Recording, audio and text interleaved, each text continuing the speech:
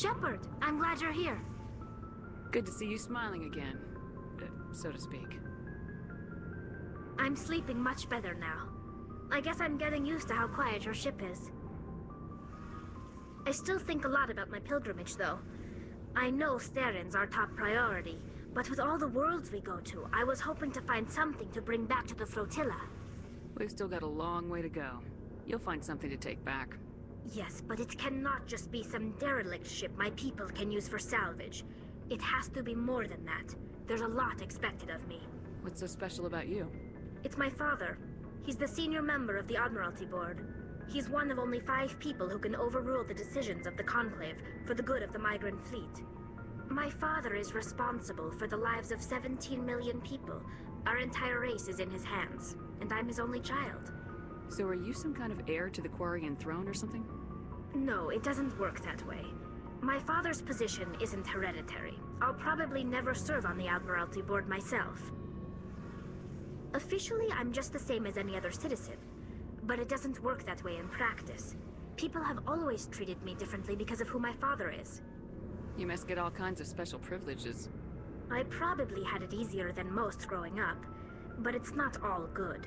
People like my father have enemies, and they're not above using me to get to him. It must be tough on you.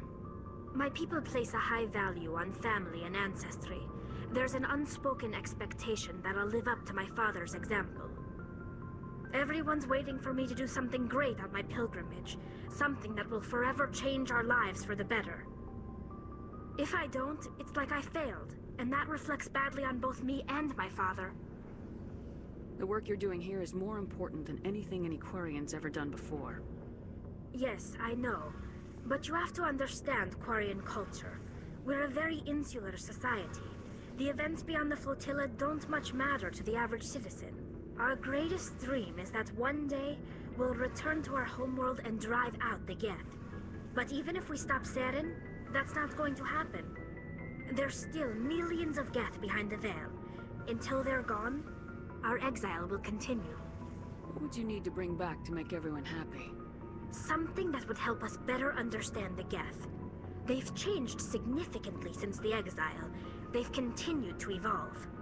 We've done our best to study them, but it's not easy. They're very reclusive. Until recently, they never went beyond the borders of the Veil. And all the Geth we run into now are under Seren's control. We'd need to find Geth operating on their own, independently. But I don't want this to get in the way of our mission, Shepard. First, we stop Seren. Then I'll worry about my own problems. What was your father like? It wasn't easy growing up as the daughter of one of the Admiralty. Even before he joined the board, he was a prominent figure. People looked to him for leadership. He had to set an example, and he expected the same of his daughter. Plus, he was pretty strict, a military man through and through. He never allowed me to settle for anything less than excellence. As a kid, I sometimes felt like he was pushing me too hard. But now I'm old enough to appreciate what he taught me. The world doesn't owe us anything. If we want something in life, we have to earn it. Where was your mother in all this? Mother was around, but she always seemed to kind of blend into the background. Almost like she was overshadowed by my father. He tends to do that to people. She passed on about 5 years ago. Some airborne virus that swept through the fleet. Happens sometimes when the filters start to break down. I think my father took it pretty hard. After she was gone, he became even more focused on his work. I think that was his way of dealing with the grief. Sounds like a tough upbringing. You don't resent your father at all? Like I said, it wasn't easy. My father's not the kind of person you bond with. And he wasn't around all that much. Too busy. People counted on him, and he took his duties seriously. Even when he was around, he always seemed a bit distant. Like his mind was always somewhere else. Come to think of it, I can't ever remember seeing him smile. Not once. It's like he was always weighed down by all that responsibility. I mean, I know he cares about me, but he never really showed it, not in the usual way. I guess the best thing I can say about my father is that I respect him. I want to talk about something else. Like what? I should go. See you later.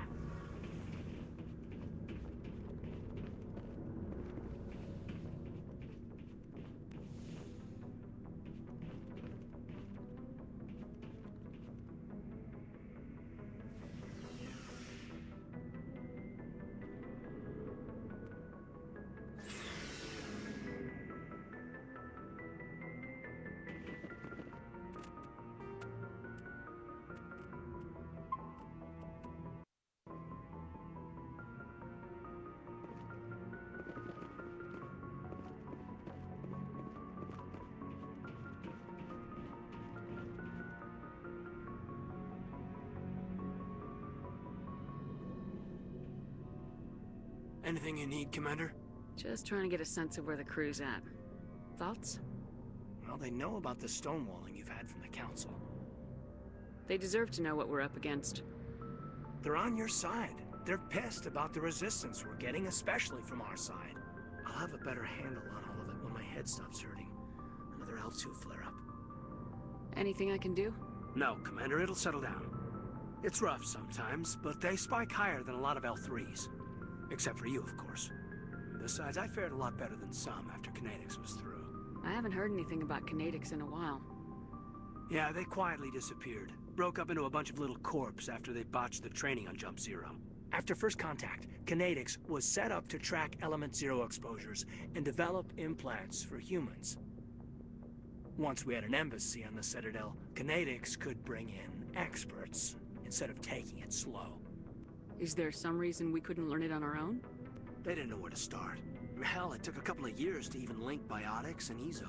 Forget trying to get the kids to move stuff. They had trouble just helping them not break their own limbs. And their choice of teachers didn't help much. The only experts would have to be aliens. Dead on. Turians, actually. That's why Kinetics kept it a secret. They were afraid of what people back home would think, asking the Turians for help when we just fought a war with them. The Asari would have been more acceptable than the Turians. Yes, but the company didn't go through the Citadel. It would have made Earth look weak, so they discreetly hired some Turian mercenaries. I'm sure Kinetics did what they thought was best. It wasn't best for us. They brought in an ex-military Turian named Commander Vernus. A real hard-ass. He basically had a free pass to break us if it would turn out a decent biotic. Kind of spiraled from there, Commander. Did he ever face charges for that? He got his, yeah. But like everything else at Jump Zero, it was under the table. The less said, the better. Anyway, this is ancient stuff. I walked it off a long time ago. I should get back to my duties, Commander. We're here to make history, not rehash it. We'll talk another time, Lieutenant. Commander?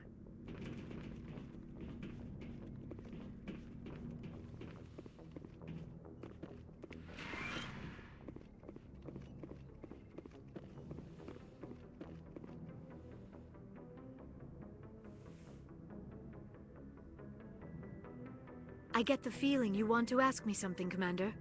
Maybe we could pick up where we left off. You were telling me about your interest in the Protheans. Actually, I think I was talking about my interest in you, and making a fool of myself in the process. As I said, I am not used to dealing with people, especially humans. I did not really know much about your species when we first met, Shepard. I found it hard to take humanity seriously. Your kind always seemed so rushed and high-strung. We don't have the luxury of time. An Asari can live for 1,000 years. We're lucky if we hit 150. That is true. At first I thought that was a weakness of your species.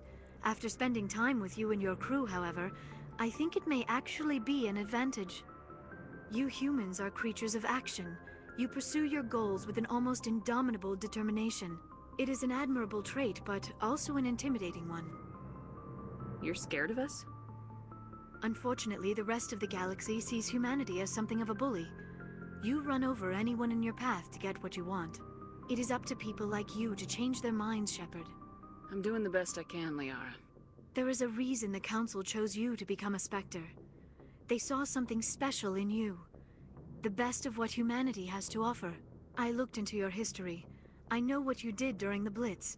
It was a remarkable display of courage and heroism. You didn't need to go behind my back. I would have told you whatever you wanted to know. I apologize, Commander. After our last conversation, I was afraid I would say something stupid again. I wanted to know more about you, to understand what made you into the woman you are.